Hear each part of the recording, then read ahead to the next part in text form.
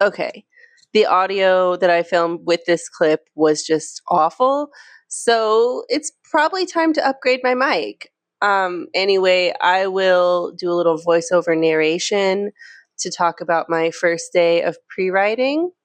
I don't know if I should really call this brainstorming or planning. I'm just going to go with pre-writing since that's what I would probably call it if I was teaching an EFL writing class.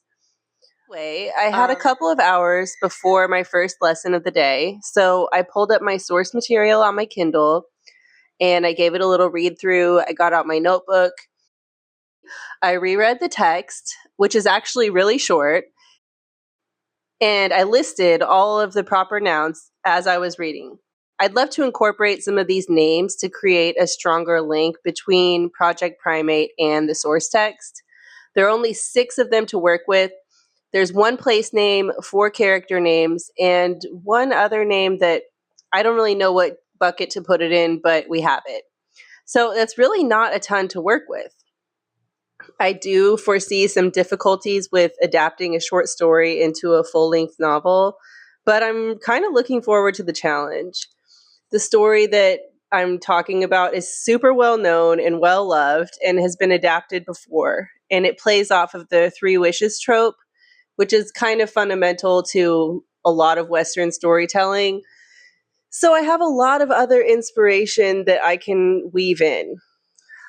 This is also going to be my first time working with a magic system. My first manuscript had some supernatural elements, but they were intentionally subtle and quiet.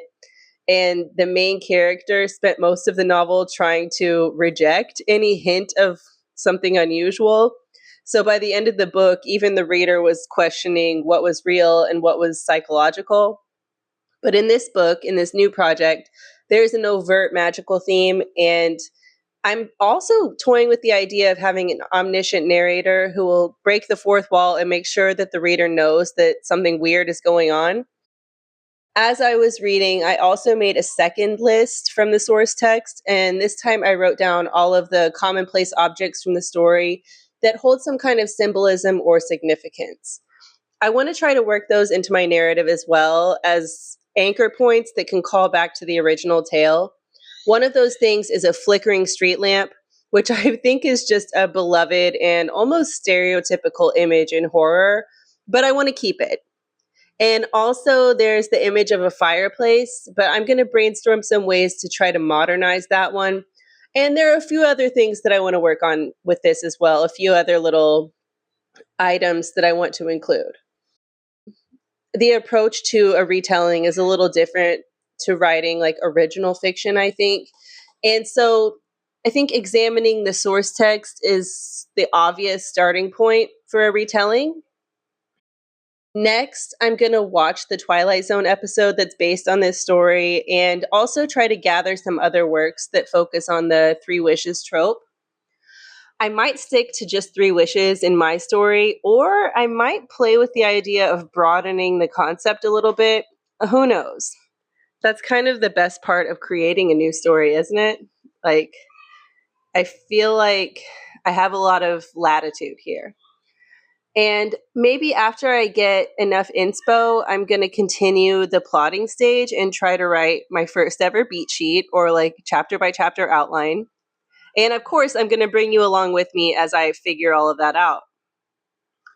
I also want to do some of the fun planning things that I see other authortubers do, like making a Pinterest board or vision board and setting up a playlist, although it's going to be really hard for me to get out of the habit of just putting on Nina Simone. But maybe some of her songs will make it through to the new playlist. This morning, I didn't really have a lot of time for writing adjacent work, so I ended up going to the gym, which was mercifully and surprisingly empty. I'm easing back into a workout routine by just using the treadmill on an incline of 10, but I'm hoping to do a little bit more in the gym in the coming weeks and get back into a really good fitness routine. And then, and I have to say, the gym in our complex is pretty nice, and there are worse views, I guess. And next, I grabbed a banh mi, and I got ready to teach my online English classes. I'm going to head into my first class.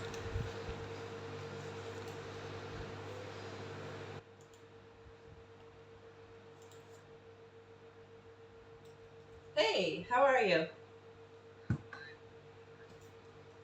Okay.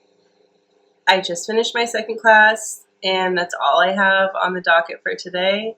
So now I guess I'm gonna go to the kitchen, maybe bake some bread, or maybe I don't know what kind of bread I want to make. Maybe I'll make like some kind of baguette thing, or like an artisanal looking bread. Or my friend sent me a focaccia recipe that I really want to try. So maybe I'll make something like that. I have to start thinking about dinner too. But yeah, this teaching online thing really is, it's not hard at all, but the hardest thing is like trying to manage your schedule so that you can get enough classes at a high enough pay rate to make it really like work as a job. So I'm going to see if I can do that over the next couple of months. I'm going to try to boost that a little bit. And yeah, I'm also working on my teaching English YouTube channel.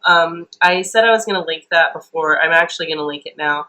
So if you're looking to get into online teaching, teaching English, or anything else really online as like a part-time or even a full-time gig, I have a lot of resources over on the other channel that I worked on years ago, and I'll be adding to that soon.